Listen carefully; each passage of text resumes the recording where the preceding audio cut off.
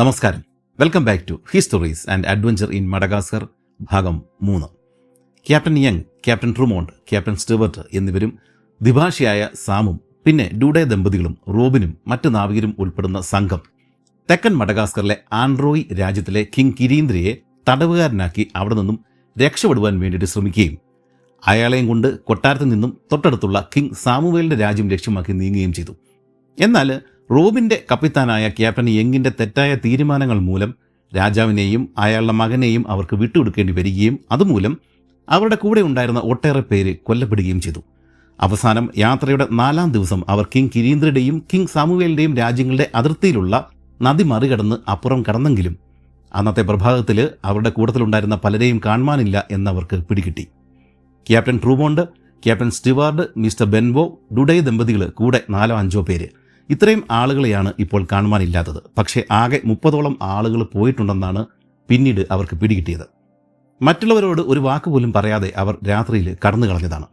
Captain യങ്ങിൻ്റെ മണ്ടൻ തീരുമാനങ്ങൾക്കൊപ്പം ഇനിയും സഹകരിക്കാനാവില്ല എന്നവർ തീരുമാനിച്ച് കാണണം.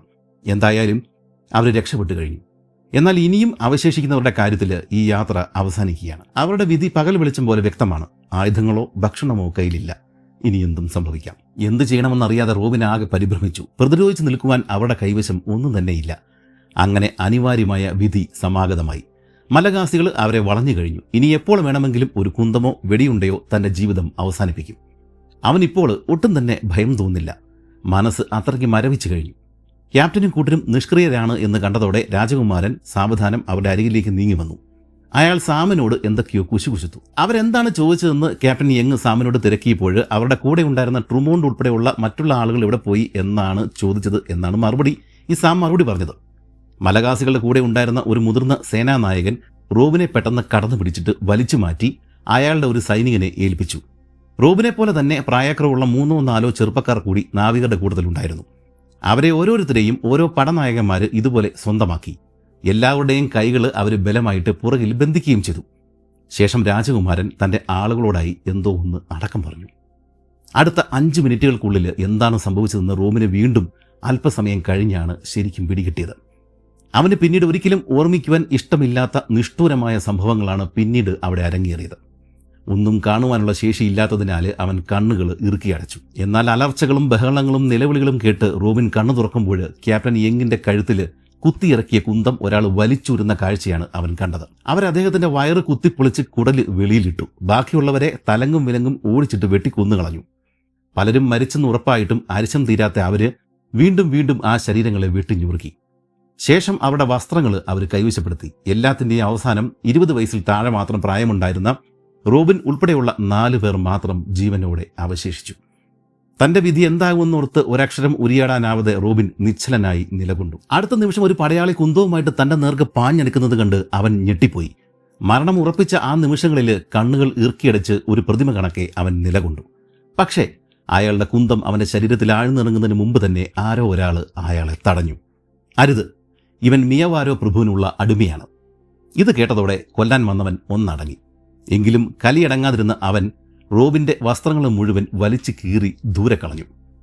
വളരെ വേഗം തന്നെ തങ്ങളുടെ ക്രൂരപ്രവൃത്തികൾ അവസാനിപ്പിച്ച് പടയാളികൾ റോബിൻ ഉൾപ്പെടെയുള്ള കുട്ടികളെയും കൂട്ടിക്കൊണ്ട് ആ ചെറുപ്പക്കാരെയും കൂട്ടിക്കൊണ്ട് അവിടം വിട്ട് തിരികെ പോകുവാനായിട്ട് തയ്യാറെടുത്തു. കാരണം അവിടെ നിന്നും രാത്രി അപ്രത്യക്ഷരായ ഈ ക്യാപ്റ്റൻ ട്രൂമോണ്ടും സംഘവും കിങ് സാമുവേലിൻ്റെ ആളുകളും ഒക്കെ ആയിട്ട് ഉടൻ മടങ്ങി എത്തിയേക്കാം എന്നവർക്ക് ഭയമുണ്ടായിരുന്നു. ഭൂമിയിലെ ഏറ്റവും നിർഭാഗ്യവന്മാരായ ആളുകളാണ് താനും തൻ്റെ സംഘത്തിലുണ്ടായിരുന്നവരും എന്ന് റോബിന് തോന്നി. അവൻ അങ്ങനെ കരുതുവാൻ ഒരു കാരണമുണ്ട്. പിന്നീടാണ് ആ കാരണം അവന് മനസ്സിലായത്. ഈ കൂട്ടക്കൊലപാതകം കഴിഞ്ഞിട്ട് അവരെയും കൊണ്ട് പടയാളികൾ അവിടെ വിട്ടു പോയ ആ സമയം തന്നെ കുറച്ച് നിമിഷങ്ങൾക്കുള്ളിൽ കിങ് സാമുവേലിൻ്റെ 2000-ഓളം വരുന്ന പടയാളികൾ അവിടെ എത്തിച്ചേർന്നിട്ടുണ്ടായിരുന്നു. വളരെ കാലം കഴിഞ്ഞിട്ടാണ് റോബിന് ഈ ഒരു സംഭവം അറിയുന്നത്. അവർ എത്തിച്ചേർന്ന ശേഷമാണ് വീണ് കിടന്നിരുന്ന ഈ സംഘത്തിലെ പലരും മരണത്തിന് കീഴടങ്ങിയത്. നിർഭാഗ്യം എന്നല്ലാതെ വേറൊന്നും പറയാനില്ല. ഇതുവരെയുള്ള എല്ലാ കാര്യങ്ങളിലും ഇവർ അബദ്ധങ്ങൾ മാത്രമാണ് കാണിച്ചിട്ടുള്ളത്. ക്യാപ്റ്റൻ യങ്ങിൻ്റെ പിതാവിനോടുള്ള ബഹുമാനം കൊണ്ടാണ് മകൻ്റെ അബദ്ധങ്ങളെ മറ്റുള്ളവർ ചോദ്യം ചെയ്യാതിരുന്നതിൻ്റെ പ്രധാന കാരണം. ഇതേ അബദ്ധ തീരുമാനങ്ങൾ മൂലമാകാം മറ്റുള്ളവർ ഇരുളിൻ്റെ മറവിൽ അവരെ വിട്ടു പിരിഞ്ഞു പോയത്. രാജാവിനെ ഒരു കാരണവശാലും വിട്ടുകൊടുക്കാൻ പാടില്ലായിരുന്നു. അയാളെ കിങ് സാമുവേലിന് കൈമാറുകയാണ് വേണ്ടിയിരുന്നത്. നദീതീരത്തെത്തിയ ശേഷം കുറച്ച് ആളുകളെ വിട്ട് കിങ് സാമുവേലിൻ്റെ ആളുകളെ വിവരം അറിയിക്കേണ്ടതായിരുന്നു. ഇതൊന്നും അവർ ചെയ്തില്ല. എന്നാൽ ഇതിനിടെ റോബിൻ മറ്റൊരു കാര്യം ശ്രദ്ധിച്ചു. ഈ കൂട്ടക്കൊലപാതകത്തിൽ നിന്നും തങ്ങൾ കുട്ടികളല്ലാതെ ചെറുപ്പക്കാരല്ലാതെ മറ്റൊരാൾ കൂടി രക്ഷപ്പെട്ടിട്ടുണ്ട്, ഒഴിവാക്കപ്പെട്ടിട്ടുണ്ട്. അത് മറ്റാരുമല്ല, സാം. ഈ കഥയിലെ സാമിന്റെ ഭാഗം റോബിന് ഒരു കാലത്തും മനസ്സിലായില്ല. എന്തായാലും ആ സംഭവത്തിന് ശേഷം പിന്നീട് അയാളെ റോബിൻ കണ്ടിട്ടില്ല. അങ്ങനെ എല്ലാം അവസാനിച്ചു. ഇനി ചെറുപ്പക്കാർ മാത്രമാണ് അവശേഷിക്കുന്നത്. സൈനികർ അവരെ തടവുകാരായിട്ട് എങ്ങോട്ടോ കൊണ്ടുപോകുകയാണ്. തങ്ങളുടെ സഹയാത്രികരുടെ കൊത്തിഞ്ഞുറുക്കപ്പെട്ട ശവശരീരങ്ങൾക്കിടയിലൂടെ ജീവച്ഛവമായി റോബിനും മറ്റു ചെറുപ്പക്കാരും നടന്നു നീങ്ങി. മുകളിൽ കഴുകന്മാരും പരുന്തുകളും വട്ടമിട്ട് പറക്കുന്നുണ്ടായിരുന്നു. റോബിൻ തീർത്തും നിർവികാരനായിരുന്നു. കൂട്ടത്തിൽ മുതിർന്ന ഒരു പടത്തലവനാണ് അവനെ കൈമാറിയിരുന്നത്. അയാൾ തന്നെ ആവശ്യത്തിൽ കൂടുതൽ നോക്കുന്നുണ്ട്, ശ്രദ്ധിക്കുന്നുണ്ട് എന്ന് റോബിന് തോന്നുന്നുണ്ടായിരുന്നു. ഒരുപക്ഷെ അയാളാവും മിയാവാരോ പ്രഭു. അവരുടെ മടക്കയാത്ര 3 ദിവസങ്ങളോളം നീണ്ടുനിന്നു. റോബിന് ഭക്ഷണം കഴിക്കുവാനായിട്ട് തീരെ സാധിച്ചതേയില്ല. അവസാനം സൈനികരിൽ ചിലര് അവരുടെ കൈവശമുണ്ടായിരുന്ന ഇറച്ചി നീണ്ട കഷ്ണങ്ങളാക്കി മുറിച്ച ശേഷം പാതി വേവിച്ചിട്ട് അവന്റെ നേർക്ക് നീട്ടി.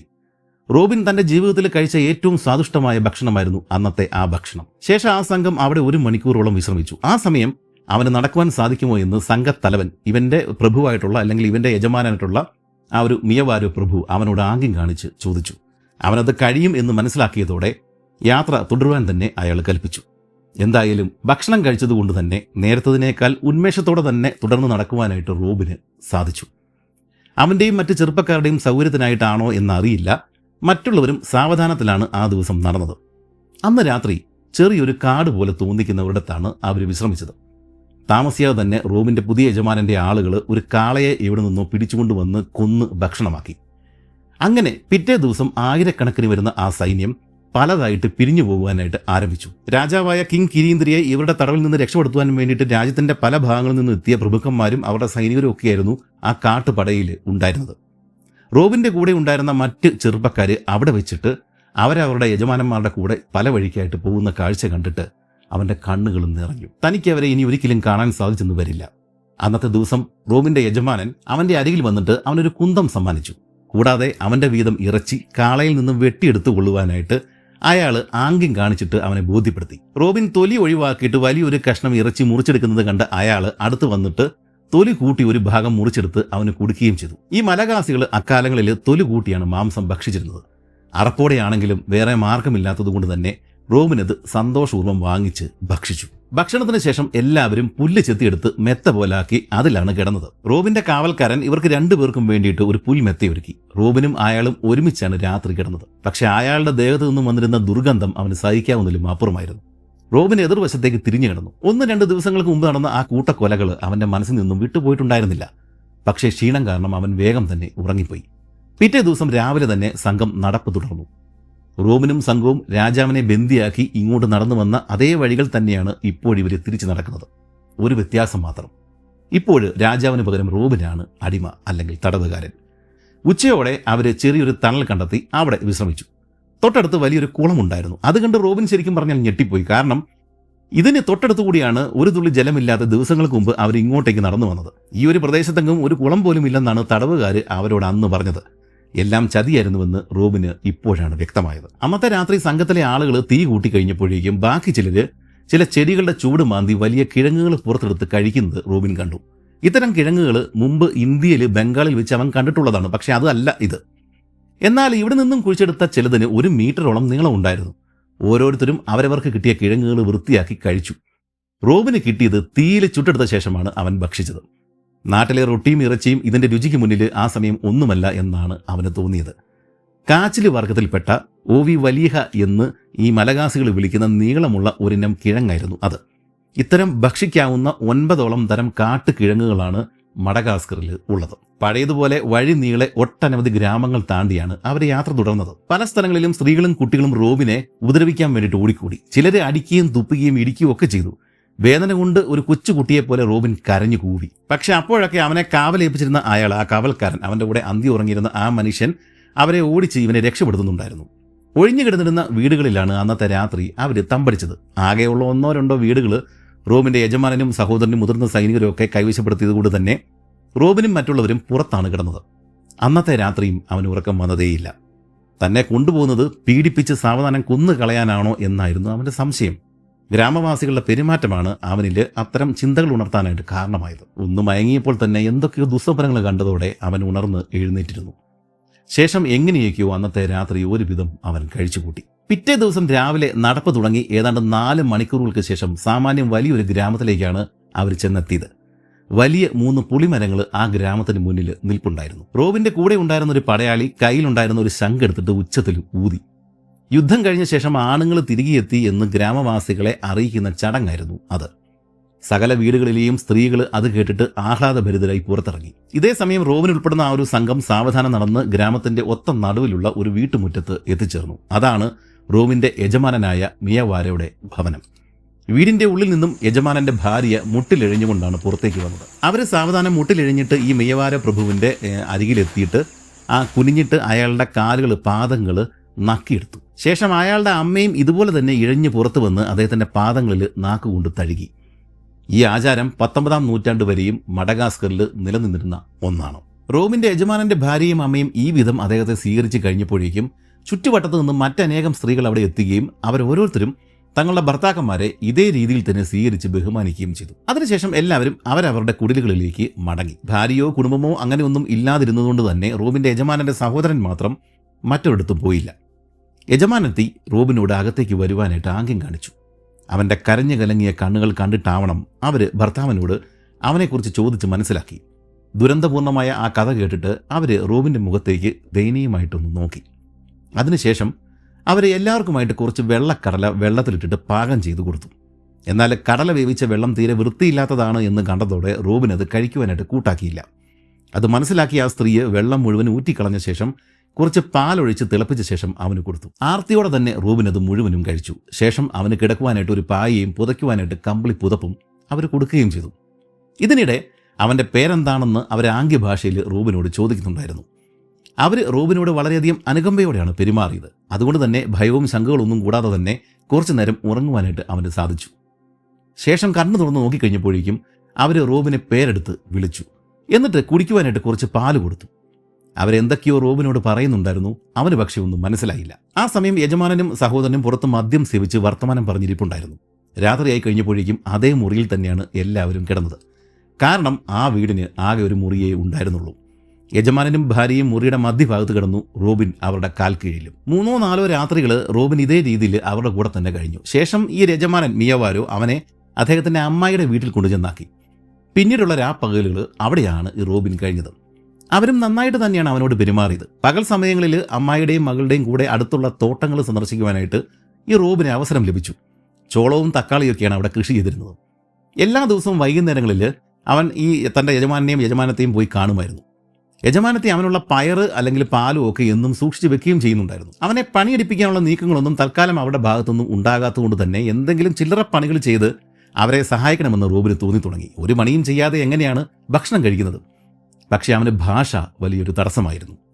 മിയവാരോ എന്നു പേരുള്ള അവൻ്റെ യജമാനൻ റോബിൻ്റെ ആളുകൾ മുമ്പ് തടവുകാരനായിട്ട് പിടിച്ച കിരീന്ദ്ര രാജാവിൻ്റെ ബന്ധുവായിരുന്നു. യജമാനത്തിയാവട്ടെ വടക്കുള്ള മറ്റൊരു ദേശത്തെ രാജാവിൻ്റെ മകളുമായിരുന്നു. ഒരു യുദ്ധത്തിൽ മിയവാരോ തടവുകാരിയായി കൊണ്ടുവന്ന് ഭാര്യയാക്കിയതാണ് അവരെ. അതുകൊണ്ടാവണം ഏതാണ്ട് അതേ രീതിയിൽ ഇവിടെ എത്തിയ റോബിനോട് അവർ കൂടുതൽ അനുകമ്പ കാണിക്കുന്നത്. അധികം വൈകാതെ തന്നെ റോബിൻ അവരുടെ ഭക്ഷണ രീതികളൊക്കെ ശീലിച്ചു തുടങ്ങി. കാളയിറച്ചിയുടെ ഉള്ളിൽ നിന്നും രോമം പെറുക്കിയെടുത്ത് മാറ്റുന്നത് മാത്രമായിരുന്നു ബുദ്ധിമുട്ട്. ഇതേ സമയം തൻ്റെ സഹോദരനും സഹോദരിയും പിതാവിൻ്റെ കൂടെ ഇരുന്ന് വൃത്തിയുള്ള ഭക്ഷണം കഴിക്കുന്നത് റോബിൻ സ്വപ്നം കണ്ടു. പക്ഷെ തൻ്റെ കൂടെ ഉണ്ടായിരുന്ന വധിക്കപ്പെട്ട ആളുകളെ വെച്ച് നോക്കുമ്പോഴേക്കും താൻ എത്രയോ ഭാഗ്യവാനാണ്. ഇതെല്ലാം ഓർത്ത് വിധിയുമായിട്ട് അവൻ സാവധാനം പൊരുത്തപ്പെട്ടു തുടങ്ങി. അതല്ലാതെ മറ്റൊരു വഴിയും അവൻ്റെ മുന്നിൽ ഉണ്ടായിരുന്നില്ല. ഒരു ദിവസം വൈകുന്നേരം മിയവാര അവനെയും മറ്റു ചിലരെയും കൂട്ടിക്കൊണ്ട് കാട്ടിലേക്ക് പോയി. ഒരു കാളയെ കൊന്ന് അറുത്തെടുത്ത് കൊണ്ടുവരാൻ വേണ്ടിയിട്ടാണ് അവർ തയ്യാറെടുക്കുന്നത് എന്ന് റോബിന് ബോധ്യമായി. പക്ഷേ കാളയെ അവിടെയെങ്ങും കണ്ടതുമില്ല. എന്നാൽ രാത്രി ആയതോടു കൂടിയിട്ട് അവരുടെ മട്ടും ഭാവവും മാറി. പതുങ്ങി നടന്ന അവർ രഹസ്യമായിട്ട് എന്തൊക്കെയോ പറയുന്നുണ്ടായിരുന്നു. റോബിന് ഉറക്കെ കരയണമെന്ന് തോന്നി. അവർ തന്നെ കൊന്നു തിന്നാനാണ് കോപ്പ് കൂട്ടുന്നത് എന്ന് അവൻ ഭയപ്പെട്ടു. പക്ഷേ ആ ഭയമുടൻ തന്നെ നീങ്ങിക്കിട്ടി. അവരുടെ കൂടെ ഉണ്ടായിരുന്നവർ എവിടെ നിന്നോ ഒരു കാളയെ കൂച്ചിക്കെട്ടി വലിച്ചഴിച്ചുകൊണ്ട് അങ്ങോട്ടേക്ക് കൊണ്ടുവന്നു. മിയവാരോ ഉടൻ തന്നെ തൻ്റെ കുന്തൻ കഴുത്തിലിറക്കി ആ കാളയെ നിശബ്ദനാക്കി. ശേഷം അവരുടൻ തന്നെ അതിനെ കഷ്ണങ്ങളാക്കി വൃത്തിയാക്കി അറുത്തെടുത്തു. എന്നിട്ട് എല്ലാവർക്കുമായിട്ട് വീതം വെച്ചു. അത് കഴിഞ്ഞിട്ട് ഓരോരുത്തരും തന്താങ്ങളുടെ വീതവുമായിട്ട് പല സ്ഥലങ്ങളിലേക്ക് കാട്ടിലേക്ക് കയറിപ്പോവുകയും അവിടെ അവർക്ക് മാത്രം കാണാവുന്ന അറിയാവുന്ന വിധം അത് ഒളിപ്പിക്കുകയും ചെയ്തു. ഇന്ന് രാത്രിയോ അല്ലെങ്കിൽ നാളെയോ ചെന്നിട്ട് അവരത് ആരും കാണാതെ എടുക്കുകയും ചെയ്യും. അവസാനം ആളുകളെല്ലാം പല വഴിക്ക് വീടുകളിലേക്ക് തിരികെ പോയി. കൂട്ടമായിട്ട് പോയാൽ ആരെങ്കിലും കണ്ടേക്കാം എന്നതുകൊണ്ടാണ് അങ്ങനെ ചെയ്തത്. അതോടെ റോബിന് ഒരു കാര്യം മനസ്സിലായി. മറ്റാരുടെയോ കാളയെയാണ് ഇവർ കൊന്നു വീതം വെച്ചത്. അതിവിടെ പതിവുള്ള കാര്യമാണ്. റോബിൻ അവൻ താമസിക്കുന്ന ആ വീട്ടിലെ അമ്മായിയെ മിക്ക ദിവസങ്ങളിലും ഇറച്ചി വൃത്തിയാക്കുന്നത് കണ്ടിട്ടുണ്ടായിരുന്നു. എന്നാൽ കാളയെ കൊല്ലുന്നത് ഒരിക്കലും കണ്ടിരുന്നില്ല. ഇപ്പോഴാണ് ഇതിന്റെ പിറകിലെ രഹസ്യം റോബിന് പിടികിട്ടിയത്. ഇതുപോലെ കാളയെ മോഷ്ടിച്ച് കഴിക്കുന്നത്, അതിപ്പം ഗ്രാമത്തലവനാണെങ്കിലും രാജാവാണെങ്കിലും ഇത് ഇവിടുത്തെ പതിവുള്ള കാര്യമാണ്. ഒരു ദിവസം മിയോവാരയും ഭാര്യയും കൂടി റോബിനെ കൂട്ടിക്കൊണ്ട് അവരുടെ തോട്ടങ്ങളിലേക്ക് പോയി. കടലക്കൃഷിയായിരുന്നു പ്രധാനം. ചെടികൾക്കിടയിലെ കളപറിക്കലായിരുന്നു അന്ന് അവിടെ നടന്നിരുന്നത്. അവർ റോബിന് ഒരു തൂമ്പ കൊടുത്തു. സത്യത്തിൽ അവനവിടെ പണിയെടുക്കാനായിട്ട് യാതൊരു മനസ്സും അപ്പോഴില്ലായിരുന്നു. അതിനാൽ റോബിൻ മനഃപൂർവ്വം അശ്രദ്ധമായിട്ട് പണിയെടുത്തു. പലപ്പോഴും കടലയും കളയും ഒരുമിച്ച് അവൻ പിഴുതെടുത്തു. ഇത് കണ്ടിട്ട് ആളുകൾ അവനെ പരിഹസിക്കുന്നത് മിയോവാര ശ്രദ്ധിക്കുന്നുണ്ടായിരുന്നു. പിറ്റേ ദിവസം അയാൾ റോബിനെ അയാളുടെ കാലിക്കൂട്ടങ്ങളുടെ അരികിലേക്കാണ് കൊണ്ടുപോയത്. അത് കാണിച്ചു കൊടുത്തിട്ട് ഇതിനെയെല്ലാം യഥാവിധം മേയിച്ച് തീറ്റിപ്പോറ്റണമെന്ന് അയാൾ നിർദ്ദേശിക്കുകയും ചെയ്തു. കൂടാതെ വെള്ളം കിട്ടുന്ന സ്ഥലങ്ങളിലേക്ക് സുരക്ഷിതമായിട്ട് കൊണ്ടുപോവുകയും വേണം. എന്നാൽ നമ്മുടെയോ മറ്റുള്ളവരുടെയോ തോട്ടങ്ങളിൽ അവറ്റകൾ കയറിയിട്ട് പ്രശ്നങ്ങൾ ഉണ്ടാക്കാനായിട്ടും പാടില്ല. എന്തായാലും ഈ പണി നമ്മുടെ റോബിന് നന്നെ ബോധിച്ചു. അതിരാവിലെ തന്നെ അവനും അവൻ്റെ അതേ പ്രായമുള്ള 3-4 പേരും കൂടെ കൂടിയിട്ട് അനേകം കാലുകളെയും തെളിച്ചുകൊണ്ട് വളരെ ദൂരെയുള്ള കാട്ടിലേക്ക് പോകും. അവിടെ ഒരു വലിയ കുളവും വിശാലമായ പുൽമേടുകളും ഉണ്ട്. വീട്ടിൽ നിന്നും വെള്ളം ശേഖരിക്കാൻ വേണ്ടിയിട്ട് വലിയൊരു പാത്രവും കൂടെ കരുതിയിട്ടുണ്ടാവും. വൈകുന്നേരം അതിൽ നിറയെ വെള്ളവുമായിട്ടാണ് മടങ്ങേണ്ടത്. വീട്ടിലെ സകല കാര്യങ്ങൾക്കും ഇതേ ജലമാണ് ഉപയോഗിക്കേണ്ടത്. വെയിൽ ഉറച്ചാൽ കാലുകൾ തണലുള്ള ഏതെങ്കിലും സ്ഥലങ്ങളിൽ പോയി വിശ്രമിക്കേണ്ട പതിവ്. ആ 3-4 മണിക്കൂറുകൾ റോബിനും കുട്ടികളും നന്നായിട്ട് വിനിയോഗിക്കും. അവർ ചില സ്ഥലങ്ങളിൽ ചില സമയങ്ങളിൽ കാട്ടുകിഴങ്ങുകൾ പറിച്ചുകൊണ്ടുവന്ന് കഴിക്കും. മറ്റു സമയങ്ങളിൽ എലിയെപ്പോലെ ഇരിക്കുന്ന ടെൻഡ്രേക്ക് എന്ന ജീവിയെ അതിൻ്റെ മാളങ്ങളിൽ പോയി കൈയിട്ട് പിടിച്ച് കൊന്ന് ചുട്ടെടുത്ത് കഴിക്കും. മഡഗാസ്കറിൽ കാണപ്പെടുന്ന നീളൻ മൂക്കുള്ള എലിയെപ്പോലെ ഇരിക്കുന്ന മൃഗമാണ് ടെൻഡ്രേക്ക്. കൂടാതെ ചെറിയ ഇനം മുള്ളം പന്നികളും ഇവിടെ ധാരാളം ഉണ്ടായിരുന്നു. ഇതിൻ്റെ ഇറച്ചിക്ക് നല്ല രുചിയാണ്. ഇതിനും പുറമെ മറ്റുള്ളവരുടെ തേനും മറ്റും മോഷ്ടിച്ചു കൊണ്ടുവന്ന് അവർ വീതം വെച്ച് കഴിക്കുകയും ചെയ്യുന്നുണ്ടായിരുന്നു. ഇതൊക്കെ നടക്കുന്ന കൂട്ടത്തിൽ കമ്പുകൾ കൂട്ടി ഉരച്ച് തീ ഉണ്ടാക്കാനായിട്ട് കൂട്ടുകാർ റോബിനെ പഠിപ്പിക്കുകയും ചെയ്തു. ചൂടുകാലത്തൊഴികെ കാല് വളർത്തൽ വലിയ ബുദ്ധിമുട്ടായിട്ട് അവന് തോന്നിയില്ല. ആ സമയങ്ങളിൽ കൂടുതൽ ദൂരം വെള്ളത്തിനായിട്ട് സഞ്ചരിക്കേണ്ടി വന്നിരുന്നു. എന്നാൽ തണുപ്പ് കാലത്ത് കൂടുതൽ പുല്ലുകളുള്ള പ്രദേശങ്ങൾ വളരെ അടുത്ത് തന്നെ ഉണ്ടാകുമായിരുന്നു. ഈ ആൻഡ്രോയ് രാജ്യത്തിലെ തെക്കൻ മഡഗാസ്കറിലെ ജനങ്ങൾക്ക് ഏറ്റവും കിട്ടാനായിട്ട് പ്രയാസമുള്ള വസ്തു ശുദ്ധജലമാണ്. എന്നാൽ തണുപ്പ് കാലത്ത് വെള്ളം കിട്ടുവാൻ വേണ്ടിയിട്ട് ഇവർക്ക് വേറെ ചില മാർഗ്ഗങ്ങളുണ്ടായിരുന്നു. രാത്രിയിൽ പുൽമൈതാനങ്ങളിൽ അവർ വെക്കുന്ന തടിപ്പാത്രങ്ങളിൽ രാവിലെ ആകുമ്പോഴേക്കും മഞ്ഞ് കണങ്ങൾ ഉരുകിയൊലിച്ച് വെള്ളമായിട്ട് കിടപ്പുണ്ടാവും. ഇതിനെ നമ്മൾ ഡ്യൂ ഹാർവെസ്റ്റിംഗ് എന്നൊക്കെ വിളിക്കും. റോബിൻ്റെ കാലി വളർത്തൽ ജോലിയും രസകരമായ ജീവിതവും ഒരു വർഷത്തിലധികം പക്ഷെ നീണ്ടു നിന്നില്ല. യജമാനായ മിയോവാരയും കൂട്ടരും ഒരു യുദ്ധത്തിനായിട്ട് പുറപ്പെട്ടു പോയതുകൊണ്ടാണ് ഇത് നിലച്ചുപോയത്. ഇവരുടെ രാജാവായിട്ടുള്ള കിങ് കിരീന്ദ്രയുടെ പിതാവിനെ പണ്ടൊരു യുദ്ധത്തിൽ ആക്രമിച്ച് കൊലപ്പെടുത്തിയ പടിഞ്ഞാറുള്ള ഏതോ ശത്രുക്കൾക്കെതിരെ പ്രതികാരത്തിനായിട്ടാണ് മിയോവാരയും കൂട്ടരും പോയത്. റോബിൻ യജമാനത്തിന്റെ കൂടെ തന്നെ കാണണമെന്നും വേറെങ്ങും പോകാതെ അവിടെ തന്നെ രാത്രിയും പകലും കൂട്ടിരിക്കണമെന്നും അദ്ദേഹം അവനോട് നിർദ്ദേശിച്ചു. ഇതേ കാര്യങ്ങൾ തൻ്റെ ഭാര്യയും പറഞ്ഞ് ഏൽപ്പിച്ച ശേഷം അയാൾ ഗ്രാമത്തിലെ മറ്റ് ആളുകളൊക്കെ ആയിട്ട് യുദ്ധത്തിനായിട്ട് പുറപ്പെട്ടു. യജമാനത്തിൽ നല്ലവളായിരുന്നുകൊണ്ട് തന്നെ റോമിന് തീരെ ബുദ്ധിമുട്ടൊന്നും ഉണ്ടായില്ല. യജമാനൻ പറഞ്ഞ് ഏൽപ്പിച്ചതുപോലെ തന്നെ ഈ റോമിന് അവരെ വിട്ടിട്ട് പുറത്തെങ്ങും പോയതുമില്ല. പക്ഷെ വെറുതെ ജോലിയില്ലാതെയുള്ള ആ ഒരു ഇരിപ്പ് ആ ദിവസങ്ങളിൽ അവൻ്റെ ഓർമ്മകളെ തിരിച്ചു കൊണ്ടുവന്നു. വീട്ടുകാരെയും കൂടെ കപ്പലിൽ ഉണ്ടായിരുന്നവരെയൊക്കെ ഓർത്തിട്ട് അവനാകെ ദുഃഖാർത്ഥനായി. അവരെ ഒന്നും ഇനി ഒരിക്കലും കാണാനാവില്ല എന്നോർത്ത് റോബിൻ വിതുമ്പി കരഞ്ഞു. ഇത് കണ്ട യജമാനത്തി അവനോട് അവൻ എന്തെങ്കിലും അസുഖമുണ്ടോ എന്നൊക്കെ പലപ്പോഴും ചോദിക്കുന്നുണ്ടായിരുന്നു. എന്നാൽ ശരിയായ കാരണം പറയാനുള്ള ധൈര്യം അവനുണ്ടായിരുന്നില്ല. എന്നാൽ ഒരു ദിവസം രണ്ടും കൽപ്പിച്ച് റോബിൻ തൻ്റെ വേദന അവരോട് പറഞ്ഞു. കുറഞ്ഞ പക്ഷം തൻ്റെ കൂടെയുള്ള മറ്റ് പടത്തലവന്മാരുടെ തടവുകാരായിട്ട് മാറിയ ബാക്കി 3 ചെറുപ്പക്കാരുടെ വിവരമെങ്കിലും അറിഞ്ഞാൽ കൊള്ളാം എന്ന് റോബിൻ അവരോട് അപേക്ഷിച്ചു. എന്തായാലും അവരെതിർപ്പൊന്നും പറഞ്ഞില്ല. എന്ന് മാത്രമല്ല, അവരടുത്തുള്ളവരോട് അവരെപ്പറ്റി എന്തെങ്കിലും വിവരങ്ങൾ അറിയാമോ എന്ന് തിരക്കുകയും ചെയ്തു. അവസാനം റോബിൻ്റെ കൂടെ ഉണ്ടായിരുന്ന ചെറുപ്പക്കാർ ഒരുമിച്ച് ഒരു സ്ഥലത്തില്ല എന്നും എന്നാൽ അവരിൽ ഒരാൾ ഇവിടെ നിന്നും 4-5 മൈൽ മാറിയിട്ട് മറ്റൊരു ഗ്രാമത്തിൽ ഉണ്ട് എന്നുള്ള വിവരം ഇവർക്ക് ലഭിക്കുകയും ചെയ്തു. റോബിനും യജമാനത്തെയും സമയം കളയാതെ ആ ഗ്രാമത്തിലെത്തുകയും അവിടെ ഒരു വെള്ളക്കാരൻ ചെറുപ്പക്കാരനെ പറ്റി തിരക്കുകയും ചെയ്തു. അധികം വൈകാതെ വിവരങ്ങൾ കേട്ടറിഞ്ഞ് ഈ വെള്ളക്കാരൻ ചെറുപ്പക്കാരൻ ഓടിയെത്തുകയും റോബിനെ കണ്ട മാത്രയിൽ സന്തോഷത്തോടെ കെട്ടിപ്പുണരുകയും ചെയ്തു.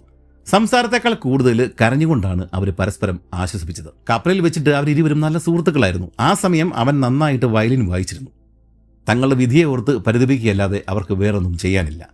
പരസ്പരം ഇരുവരുടെയും വസ്ത്രങ്ങളില്ലാത്ത ശരീരം നോക്കിയിട്ട് അവർ വിലപിച്ചു. നാണം മറയ്ക്കുവാനായിട്ട് അരയ്ക്ക് താഴെ ഒരു ചെറിയ തുണി മാത്രമാണ് അവർക്കുണ്ടായിരുന്നത്. വെളുത്തു വിളറി റോസ് നിറമായി തീർന്നിരുന്ന ശരീരം മുഴുവനും വെയിലേറ്റ് പൊള്ളി കറുത്ത വലിയ പാടുകൾ റോബിനും അവനും ഉണ്ടായിരുന്നു. ആരെങ്കിലും ഒരാൾ നാട്ടിലെത്തിക്കഴിഞ്ഞാൽ മറ്റേയാളുടെ വിവരം വീട്ടിലറിയിക്കും എന്ന് പ്രതിജ്ഞയെടുത്ത ശേഷമാണ് അവരന്ന് പിരിഞ്ഞത്.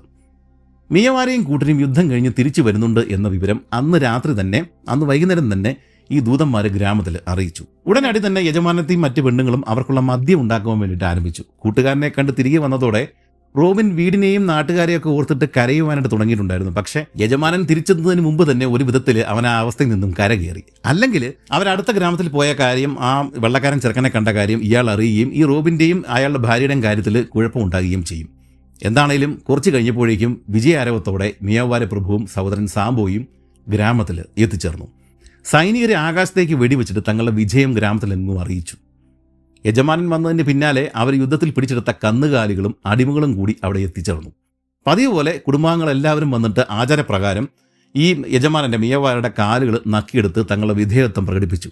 ശേഷം അയാൾ തന്നെ തിരക്കുന്നത് കണ്ട് റോബിൻ ഭയബഹുമാനങ്ങളോടെ മുന്നോട്ടേക്ക് നീങ്ങി നിന്നു. അവൻ എന്തുകൊണ്ടാണ് കാല് നക്കാനായിട്ട് അല്ലെങ്കിൽ കാല് ഇങ്ങനെ നക്കി തുടയ്ക്കുന്ന ഒരു ആചാരം ചെയ്യാത്തത് എന്ന് മിയവാരോ അവനോട് ചോദിച്ചു. ദൈവത്തിൻ്റെ മുന്നിലല്ലാതെ മറ്റൊരാളെയും താൻ വണങ്ങില്ല എന്ന് റോബിൻ ഉറപ്പിച്ചു പറഞ്ഞു. എന്നാൽ ഒരു രാജകുമാരിയായ തൻ്റെ ഭാര്യയും സ്വന്തം അമ്മയും നൽകിയ ബഹുമാനം എന്തുകൊണ്ട് നീ എനിക്ക് തരുന്നില്ല എന്നായിരുന്നു അയാളുടെ മറുചോദ്യം. ഇക്കാര്യം ഒഴിച്ച് അയാൾ പറയുന്നത് എന്തും ചെയ്തു കൊള്ളാമെന്ന് റോബിൻ അയാളോട് ആണയിട്ട് പറഞ്ഞു. എന്നാൽ യുദ്ധത്തിൽ നിന്നും കൊല്ലാതെ കൊണ്ടുവരുന്നവരെല്ലാം തൻ്റെ അടിമകളാണ് എന്നായിരുന്നു മിയാവാരുടെ അഭിപ്രായം. ഇതൊഴിച്ച് അയാൾ പറയുന്നത് എന്തും ചെയ്തു കൊള്ളാമെന്ന് റോബിൻ അയാളോട് ആണയിട്ട് പറഞ്ഞു. എന്നാൽ യുദ്ധമുഖത്ത് നിന്നും കൊല്ലാതെ കൊണ്ടുവരുന്നവരെല്ലാം തന്നെ തൻ്റെ അടിമകളാണ് എന്നായിരുന്നു മിയാവാരുടെ അഭിപ്രായം. പക്ഷേ ഇത്രയൊക്കെ ആയിട്ടും റോബിൻ തൻ്റെ പഴയ നിലപാടിൽ തന്നെ ഉറച്ചു നിൽക്കുകയാണ് ചെയ്തത്. അതോടുകൂടി അയാൾ ദേഷ്യത്തോടെ പീഠത്തിൽ നിന്നും ചാടി എഴുന്നേൽക്കുകയും കുന്തം കൊണ്ട് അവനെ കുത്തുവാനായിട്ട് തുനിയുകയും ചെയ്തു. എന്നാൽ അയാളുടെ സഹോദരൻ സാംബോ റോബിനെ തള്ളി മാറ്റിയതുകൊണ്ട് കുത്ത് അവൻ്റെ ദേഹത്ത് കൊണ്ടില്ല. എന്നാൽ അയാൾ വീണ്ടും അവനെ ആക്രമിക്കാൻ ഒരുമിട്ടതോടെ സാംബോ ഇരുവരുടെയും ഇടയിലേക്ക് കയറി നിന്നിട്ട് റോബിന് വേണ്ടി അയാളോട് യാചിച്ചു. എങ്കിലും അയാൾ ക്ഷമിക്കുവാനായിട്ട് തയ്യാറായില്ല. റോബിനോട് സംസാരിക്കുവാനായിട്ട് സമയം തരണമെന്ന് ഈ സഹോദരൻ അയാളോട് അപേക്ഷിച്ചു. അവസാനം അത് അനുവദിക്കപ്പെട്ടു. ഉടൻ തന്നെ സാംബോ റോബിനെ മാറ്റി നിർത്തിയ ശേഷം ഈ ചടങ്ങ് ചെയ്തില്ലെങ്കിലുള്ള അപകടം അവനെ പറഞ്ഞ് മനസ്സിലാക്കി. മറ്റ് അടിമകളെല്ലാം ഇത് ചെയ്യുന്നുണ്ടെന്നും അതിനാൽ അവനും ചെയ്യണമെന്നും സാംബോ നിർദ്ദേശിച്ചു. റോബിനെ പോലുള്ള അടിമകളെ ആൻഡവോ എന്നാണ് ഇവർ വിളിച്ചിരുന്നത്. ശരിക്കും ഒരു അടിമയ്ക്കും വേലക്കാരനും ഇടയിലുള്ള ഒരു പദവിയാണ് ആൻഡവോ. ഈ രണ്ട് കൂട്ടരേക്കാളും സ്വാതന്ത്ര്യം പക്ഷേ ആൻഡവോയ്ക്ക് ഉണ്ട്. എന്തായാലും കാര്യം മനസ്സിലാക്കിയ റോബിൻ മുന്നോട്ട് ചെന്നിട്ട് യജമാനോട് മാപ്പ് പറഞ്ഞ ശേഷം മറ്റുള്ളവർ ചെയ്തതുപോലെ തന്നെ അയാളുടെ പാദം നക്കിയെടുത്തു. അയാൾ അവൻ്റെ തെറ്റുകൾ പൂർണ്ണമായിട്ട് ക്ഷമിച്ചു എന്ന് പറഞ്ഞെങ്കിലും അതോടുകൂടി റോബിന് ഒരു കാര്യം മനസ്സിലായി, താൻ വെറുമൊരു അടിമയാണ്. എന്തിനാണ് അവൻ ഇപ്പോൾ ഈ നിഷേധം കാണിച്ചത് എന്നൊരു പക്ഷേ നമ്മൾ ചിന്തിച്ചേക്കാം. തനിക്കിനി ഇംഗ്ലണ്ട് കാണുവാൻ സാധിക്കുമെന്ന് യാതൊരു പ്രതീക്ഷയും അവനുണ്ടായിരുന്നില്ല. ഇവിടെ അടിമയായിട്ട് ജീവിതം നരകിച്ച് തീർക്കുന്നതിലും നല്ലത് മരണം തന്നെയാണ് എന്നവൻ കരുതിയിട്ടുണ്ടാവണം. തൊട്ടടുത്ത ദിവസങ്ങളിൽ ഇതിന് സമാനമായ മറ്റൊരു സംഭവം കൂടി നടന്നു. യുദ്ധവിജയത്തിന് പ്രത്യുപകാരമായിട്ട് വലിയൊരു ചടങ്ങ് അവിടെ നടന്നു. ചടങ്ങിൻ്റെ അവസാനം എല്ലാവരും പായ ഇട്ടിട്ട് അതിൻ്റെ മേലിരുന്നിട്ട് എന്തൊക്കെയോ മന്ത്രവാദങ്ങൾ ഉരുവിട്ട് തുടങ്ങി. ഇതേസമയം മിയവാരോ അവിടെ നിലത്ത് കൈകാലുകൾ കൂട്ടിക്കെട്ടിയ നിലയിൽ കിടത്തിയിരുന്ന ഒരു കാളയുടെ കഴുത്ത് കോടാലി കൊണ്ട് വെട്ടിമുറിച്ചു.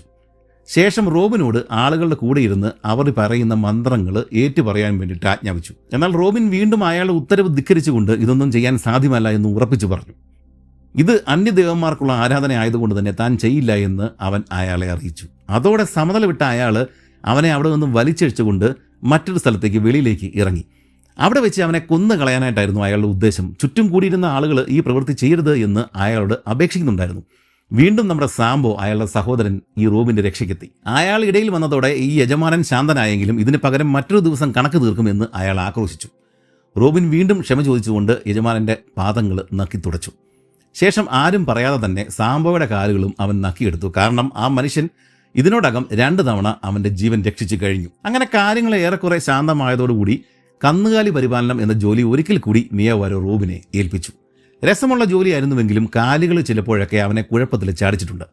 അസാമാന്യ വലിപ്പമുള്ള പശുവർഗ്ഗമായിരുന്നു അവിടെ ഉണ്ടായിരുന്നത്. കാട്ടുമൃഗങ്ങളെ പോലെയുള്ള പെരുമാറ്റമായിരുന്നു പലപ്പോഴും അവറ്റകൾക്കുണ്ടായിരുന്നത്. വലിയ വേലികളൊക്കെ ഇവറ്റകൾ നിഷ്പ്രയാസം ചാടിക്കിടക്കും. എങ്കിലും ഇവയെ കാണുവാനായിട്ട് വലിയ രസമാണ്. വിവിധ നിറങ്ങളിലായിട്ടാണ് അവർ കാണപ്പെട്ടിരുന്നത്. പുലിയെപ്പോലെ വരകളുള്ളതും ചന്ദ്രനെ പോലെ വട്ടത്തിൽ കറുപ്പും വെളുപ്പും പുള്ളികളൊക്കെ ഉള്ളതും അങ്ങനെ വിവിധ ഇനം കന്നുകാലികളായിരുന്നു അവിടെ ഉണ്ടായിരുന്നത്.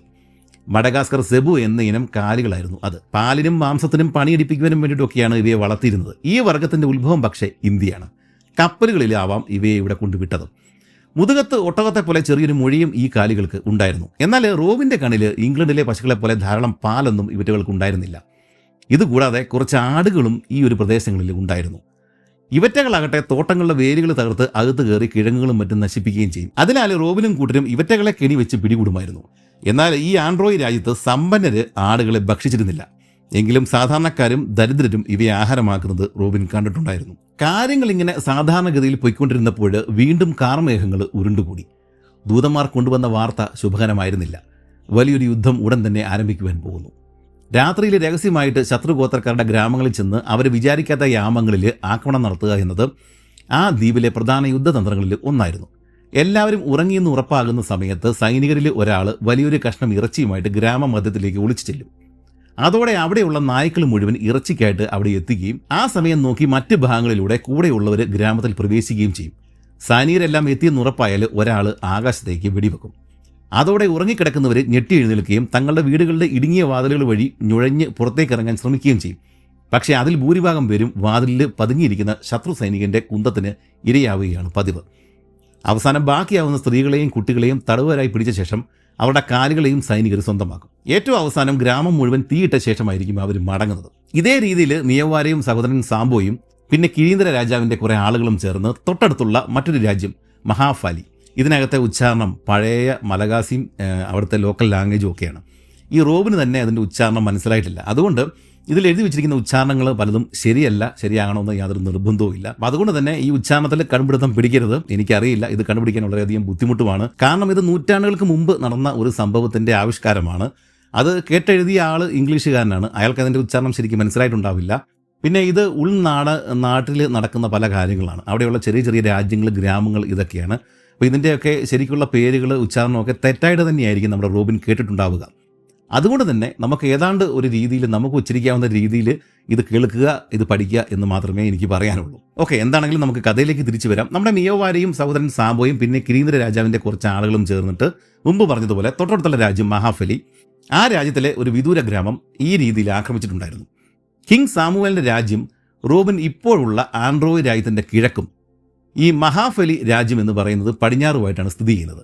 മുമ്പ് റോബിനും സംഘവും കിരീന്ദ്രയെ തടവുകാരായിട്ട് കൊണ്ടുപോയത് കിഴക്കുള്ള സാമുവേലിൻ്റെ അതിർത്തിയിലേക്കാണ്. അവിടെയാണ് ഡൗഫിൻ തുറമുഖം ഉള്ളത്. ഇപ്പോൾ യുദ്ധം നടക്കുന്നത് പടിഞ്ഞാറുള്ള മഹാഫാലി എന്ന് പറഞ്ഞ രാജ്യത്തിൻ്റെ അതിർത്തിയിലാണ്. ആ രാജ്യത്തിലാണ് സെൻറ്റ് അഗസ്റ്റിൻ തുറമുഖം ഉള്ളത്. റോബിന് രക്ഷപ്പെടണം എന്നുണ്ടെങ്കിൽ ഇതിലേതെങ്കിലും ഒരു രാജ്യത്തിലേക്ക് ആ തുറമുഖത്തേക്ക് പോയാലേ കാര്യമുള്ളൂ. റോബിൻ വസിക്കുന്ന തെക്കൻ മഡഗാസ്കറിൽ വിദേശ കപ്പലുകൾ അടുക്കുവാൻ സാധ്യതയുള്ള 2 സ്ഥലങ്ങളാണ് ഈ പറഞ്ഞ ഡൗഫിൻ തുറമുഖവും സെൻറ്റ് അഗസ്റ്റിൻ തുറമുഖവും. ഇത് രണ്ടും മറ്റ് 2 രാജ്യങ്ങളിലാണ് ഉള്ളത്. തൻ്റെ രാജ്യത്തിലെ ഒരു ഗ്രാമം ആക്രമിച്ചതിന് തിരിച്ചടിയായിട്ട് ഈ മഹാഫാലി എന്ന് പറഞ്ഞ രാജ്യത്തിലെ രാജാവ് 3000-ഓളം സൈനികരടങ്ങുന്ന ഒരു സേനയെ ഈ കിങ് കിരീന്ദ്രയുടെ, നമ്മുടെ റോബിൻ താമസിക്കുന്ന ആൻഡ്രോയ് രാജ്യത്തിലേക്ക് അയച്ചു. ഇതറിഞ്ഞാണ് കിരീന്ദ്ര മിയവാര ഉൾപ്പെടെയുള്ള പടത്തലവന്മാർക്ക് ആളയച്ചിരിക്കുന്നത്. ശത്രുക്കൾ ഇവരുടെ തലസ്ഥാനമായിട്ടുള്ള ഫെന്നോ ആരവോ ലക്ഷ്യമാക്കിയാണ് വരുന്നത്. ഈ ഫെന്നോ ആരവോയിലാണ് നമ്മുടെ റോബിൻ ആദ്യം അവിടെ പോയി കിടന്നത്. ഈ കിരീന്ദ്രയുടെ കൂട്ടത്തിൽ അവിടെ വെച്ചാണ് കിരീന്ദ്രയുടെ മകളും ഒക്കെ ആയിട്ട് സ്നേഹത്തിലാവുന്നത്.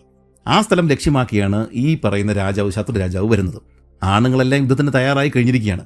കാര്യങ്ങൾ പഴയതുപോലെയല്ല എന്ന് റോബിൻ ഉടൻ തന്നെ മനസ്സിലായി. സ്ത്രീകളെയും കുട്ടികളെയും കന്നുകാലികളെയും കൊണ്ട് ദൂരെ കാട്ടിലുള്ള ഒളി സംഗീതങ്ങളിലേക്ക് മാറണം. കാരണം അതിശക്തനായ ഒരു ശത്രുവിനെയാണ് അവർക്ക് നേരിടേണ്ടി വരുന്നത്.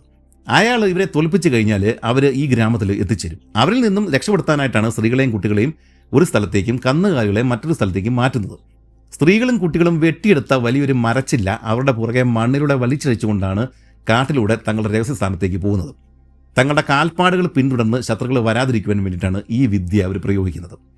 റോബിൻ കന്നുകാലികളുടെ കൂടെ പോകുവാൻ വേണ്ടിയിട്ടാണ് അവൻ ഉത്തരവ് കിട്ടിയത്. ഇവരുടെ ശത്രുവായിട്ടുള്ള മഹാഫലി എന്ന് പറഞ്ഞ രാജ്യത്തിൻ്റെ രാജാവ് വൂസിംഗ്ടൺ എന്ന് പറഞ്ഞ പേരുള്ള ഒരു പ്രഭുവായിരുന്നു. അദ്ദേഹവും സൈന്യവും വലിയ എതിർപ്പുകളൊന്നും നേരിടാതെയാണ് ഈ ആൻഡ്രോയ് രാജ്യത്തിലേക്ക് പ്രവേശിച്ചിരിക്കുന്നത്.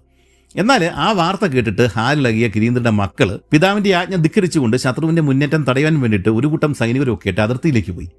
വൂസിംഗ്ടൺ രാജാവിനെ തലസ്ഥാനത്ത് വെച്ച് ഒറ്റക്കെട്ടായിട്ട് നേരിടാം എന്നായിരുന്നു കിരീന്ദ്രന്റെ പദ്ധതി. എന്നാൽ അത്യാവേശം കാണിച്ചിട്ട് മുന്നോട്ട് പോയ കിരീന്ദ്രന്റെ മക്കൾ ദയനീയമായിട്ട് പരാജയപ്പെട്ട് തലസ്ഥാനത്തേക്ക് തിരികെ എത്തി. വൂസിംഗ്ടന്റെ മകനെ കാര്യമായിട്ട് പരിക്കേൽപ്പിക്കാനായിട്ട് സാധിച്ചു എന്നത് മാത്രമായിരുന്നു നേട്ടം. അതോടുകൂടി ബാക്കിയുണ്ടായിരുന്ന സേനാനായകന്മാരും സൈനികരും എല്ലാം ഈ തലസ്ഥാനമായിട്ടുള്ള ഫെന്നോ ആരവയിൽ ഒരുമിച്ച് കൂടി ഈ വൂസിംഗ്ടൺ രാജാവിനെതിരെ കനത്ത ആക്രമണം അഴിച്ചുവിട്ടു. തൻ്റെ ശക്തിയിൽ അമിത വിശ്വാസം ഉണ്ടായിരുന്ന കിരീന്ദ്ര മറ്റ് സ്ത്രീകളെയും കുട്ടികളെയും അവിടെ നിന്നും രഹസ്യ സ്ഥാനത്തേക്ക് മാറ്റിയിട്ടുണ്ടായിരുന്നുവെങ്കിലും ഭാര്യയെയും മകളെയും മാറ്റിയിട്ടുണ്ടായിരുന്നില്ല. ഈ മകളാണ് മുമ്പ് റോബിനെ സ്നേഹിച്ചിരുന്നത്. പക്ഷേ കണക്ക് കൂട്ടൽ തെറ്റിപ്പോയി. വൂസിംഗ്ടൺ തലസ്ഥാനം പിടിച്ചെടുത്തിട്ട് ഈ 2 സ്ത്രീകളെയും പെണ്ണുങ്ങളെയും അമ്മയും മകളെയും തടവുകാരായിട്ട് പിടികൂടി. തൻ്റെ രാജധാനി സംരക്ഷിക്കുവാൻ വേണ്ടിയിട്ട് നട്ടുവളർത്തിയിരുന്ന മുള്ളുമരങ്ങൾ വെട്ടിമാറ്റിയാണ് കിരീന്ദ്ര അവിടെ നിന്ന് ഒരു വിധത്തിൽ രക്ഷപ്പെട്ടത്. ശത്രു സൈനികർ തലസ്ഥാനം മുഴുവൻ കൊള്ളയടിച്ച ശേഷം തീയിട്ട് നശിപ്പിച്ചു. ഭാര്യയും മകളും തടവുകാരാക്കപ്പെട്ടതോടെ കിരീന്ദ്ര ആകെ പരവശനായി. അയാൾ ചിതറിപ്പോയ തൻ്റെ മക്കളെയും മരുമക്കളെയും സൈനികരെയും വീണ്ടും ഒരുമിച്ച് ചേർത്തു. വീണ്ടും ഒരു യുദ്ധത്തിന് അവർ കൂപ്പുകൂട്ടി. എന്നാൽ വൂസിംഗ്ടൺ രാജാവിന് കിരീന്ദ്രയെ കൊല്ലണമെന്നൊന്നും ആഗ്രഹം ഉണ്ടായിരുന്നില്ല. തൻ്റെ കൂടെ 100 കണക്കിന് വെള്ളക്കാരുണ്ടെന്നുള്ള കിരീന്ദ്രൻ്റെ വീരവാദം പൊളിക്കുവാൻ വേണ്ടിയിട്ടാണ് അയാൾ ആക്രമിച്ചത്. യുദ്ധത്തിൻ്റെ ഇടയിൽ ഒരൊറ്റ വെള്ളക്കാരനെ പോലും കാണാതിരുന്നുകൊണ്ട് തന്നെ കിരീന്ദ്രൻ്റെ അഹംഭാവം ഒതുങ്ങി എന്ന് തന്നെ വൂസിൻഡൻ കരുതി. മാത്രവുമല്ല, തൻ്റെ സൈന്യത്തിലെ നല്ലൊരു ഭാഗത്തെ രാജ്യം കൊള്ളയടിക്കാൻ വേണ്ടിയിട്ട് ഈ വൂസിൻഡൻ പറഞ്ഞയച്ചതുകൊണ്ട് തന്നെ തൽക്കാലം കിരീന്ദ്രയോട് ഏറ്റുമുട്ടാനായിട്ട് അയാൾക്ക് ആഗ്രഹവും ഉണ്ടായിരുന്നില്ല. അങ്ങനെ അവസാനം സമാധാന ഉടമ്പടിയായി. ഒരു കാളയെ മുറിച്ചിട്ട് അതിൻ്റെ കരള് കുന്തം കൊണ്ട് കുത്തിയെടുത്തിട്ട് ഇരു രാജാക്കന്മാരും പങ്കിട്ടെടുത്തു. വൂസിൻഡൻ കിരീന്ദ്രന്റെ ഭാര്യയെയും മകളെയും ഉപദ്രവിക്കാതെ തന്നെ തിരികെ കൊടുത്ത ശേഷം സ്വന്തം രാജ്യത്തിലേക്ക് മടങ്ങുകയും ചെയ്തു. ശേഷം കിരീന്ദ്ര ഈ ആളുകളെയൊക്കെ കൂട്ടിയിട്ട് നശിപ്പിക്കപ്പെട്ട തന്റെ തലസ്ഥാനം പുനർനിർമ്മിക്കുവാനുള്ള ശ്രമങ്ങൾ ആരംഭിക്കുകയും ചെയ്തു. അങ്ങനെ അവസാനം റോമിനും കാലുകളും സ്ത്രീകളും കുട്ടികളും വീണ്ടും ഗ്രാമത്തിലേക്ക് മടങ്ങി. വീണ്ടും എല്ലാം പഴയപടിയായി. താമസിയാതെ മിയാവരോ റോമിനെയും വേറെ 3 കുട്ടികളെയും 200ഓളം കാലുകളൊക്കെയായിട്ട് അവയെ മേയ്ക്കുവാനായിട്ട് ദൂരദേശത്തേക്ക് പറഞ്ഞയച്ചു. മിയോവാരുടെയും മറ്റ് പ്രഭുക്കന്മാരുടെയും കാലുകളായിരുന്നു അവ.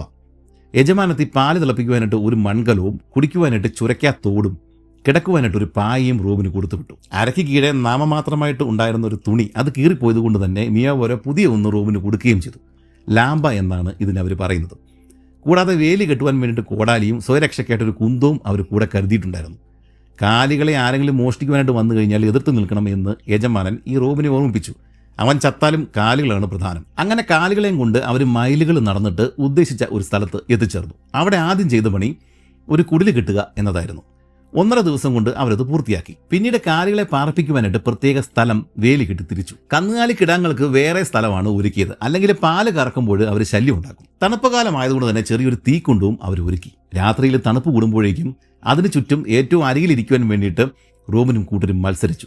പുതയ്ക്കുവാനായിട്ട് ഒന്നും തന്നെ അവരുടെ കൈവശം ഉണ്ടായിരുന്നില്ല. അവസാനം അരയിലെ ലാമ്പ് അഴിച്ചെടുത്ത് ദേഹത്തിട്ടിട്ടാണ് അവർ കിടന്ന് ഉറങ്ങിയത്. അടിമത്തം എന്താണ് എന്ന് റോമിന് ആ സമയത്താണ് ശരിക്കും മനസ്സിലായത്. നല്ല ഭക്ഷണമോ നല്ല വസ്ത്രങ്ങളോ കിടക്കുവാനായിട്ട് സുരക്ഷിതമായിട്ട് ഒരിടമോ ഇല്ല. നാട്ടുകാർ കിബോഡോലോ എന്ന് വിളിച്ചിരുന്ന നിലത്തിറങ്ങി നടന്നിരുന്ന ഒരുതരം ചാരക്കാട ഇനത്തിൽപ്പെടുന്ന പക്ഷികൾ അവിടെ ഉണ്ടായിരുന്നു.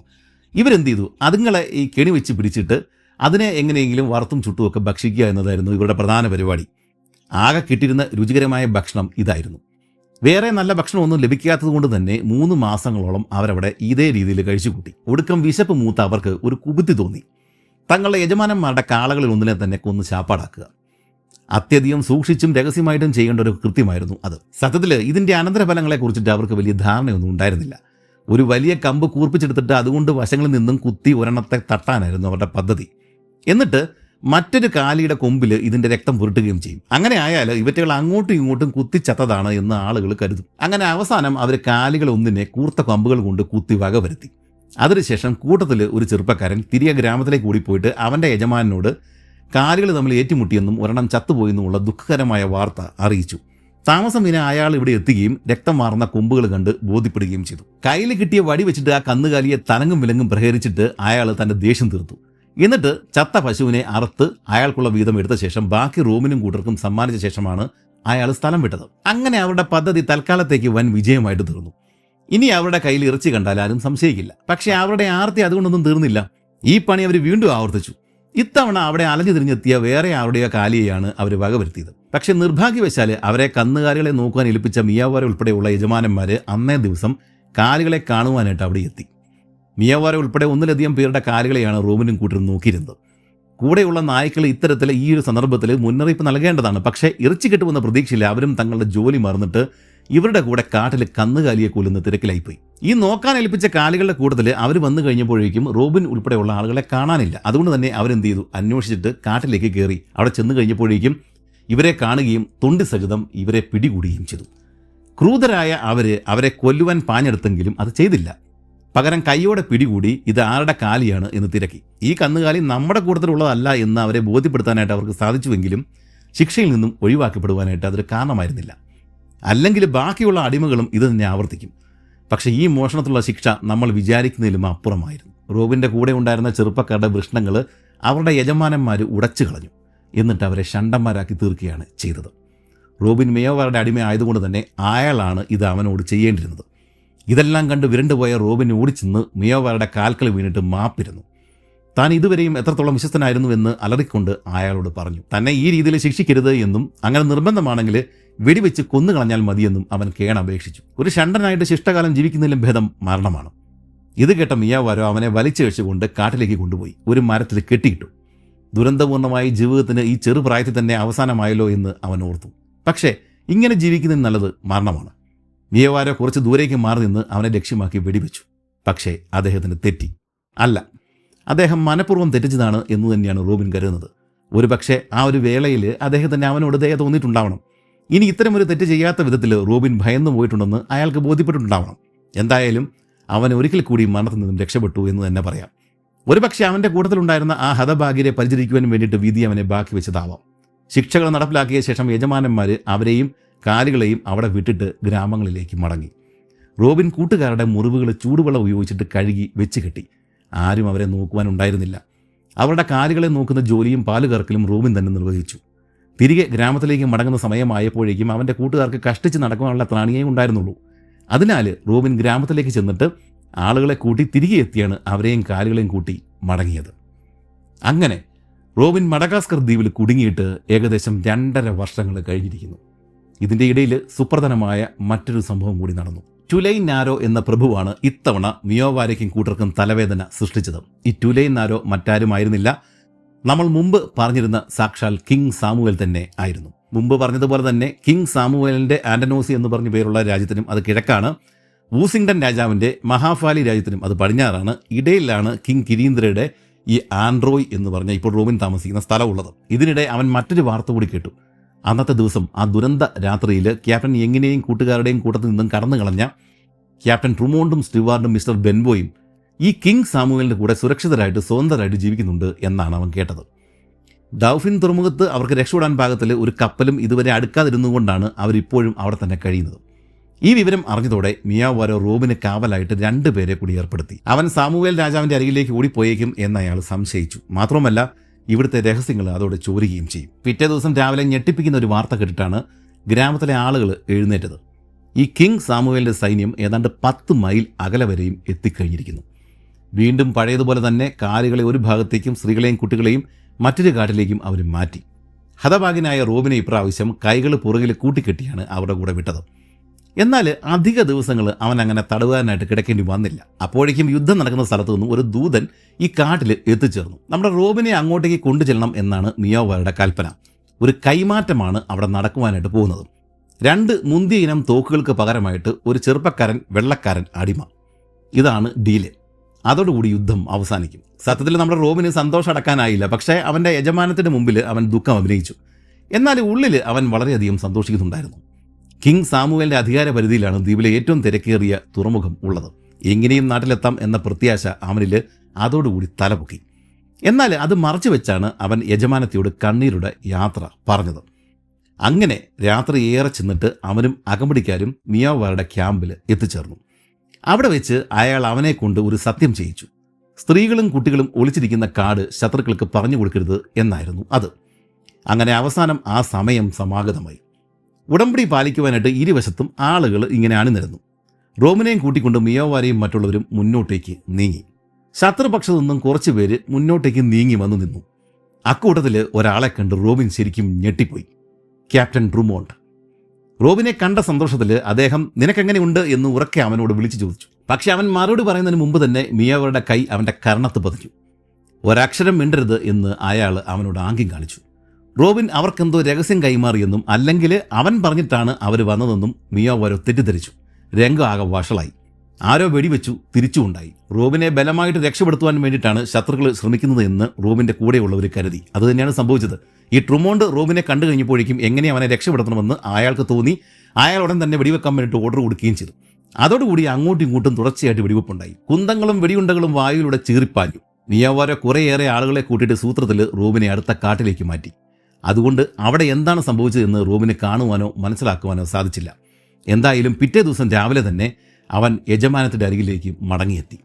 അങ്ങനെ കുറച്ച് നേരത്തേക്കെങ്കിലും നാം വിട്ട പ്രതീക്ഷകൾ പൊടുന്നതിനെ അസ്തമിച്ചു. റോബിൻ നിരാശനായി. ഇനി ഇങ്ങനെ ഒരു അവസരം കിട്ടാനായിട്ട് യാതൊരു സാധ്യതയുമില്ല.